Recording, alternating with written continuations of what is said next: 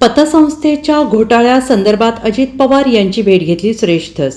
Anuradha multistate cooperative union परळीची Jijau bank, Rajasthani multistate आणि इतर काही मल्टीस्टेटमधून 16 लाख सभासद हे मराठवाड्यातील आहेत. एकट्या बीड जिल्ह्यातील 1.25 लाख आहेत. जामखेड या गावी येथे सुद्धा मोठ्या प्रमाणावर सभासद आहेत ज्यांचे पैसे बुडाले आहेत. ते बुडालेले पैसे त्याच्यामधून मार्ग काढला पाहिजे. केंद्र सरकारशी बोलून एक बैठक तिथे लावली गेली पाहिजे, ही मागणी घेऊन मी आलो आहे. आणि यात जवळजवळ 36 लोकांच्या आत्महत्या झालेल्या आहेत. बीडमधील एक युवक यांनी तलावामध्ये स्वतः बळी पडलेला आहे आणि मी या संदर्भात तातडीनं बैठक घ्यावी यासाठी अजित पवार यांची भेट घेतली असल्याचं भाजपचे आमदार सुरेश धस यांनी सांगितलेलं आहे.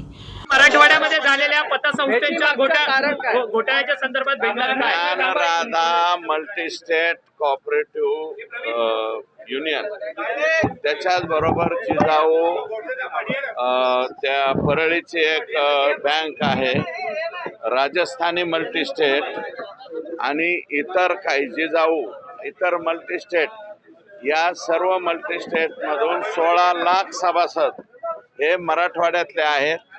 एकट्या बीड जिल्ह्यातले 1.25 लाख आहेत. जामखेड या गावी एक शाखा होती जामखेड, तिथले सुद्धा मोठ्या प्रमाणावरती सभासद आहेत ज्यांचे पैसे बुडालेले आहेत. हे पैसे बुडालेले जे आहेत याच्यामधला मार्ग काढला पाहिजे, केंद्र सरकारशी बोललं पाहिजे आणि एक बैठक इथे लावली गेली पाहिजे. यासाठी ही मागणी घेऊन मी तिथे आलोय.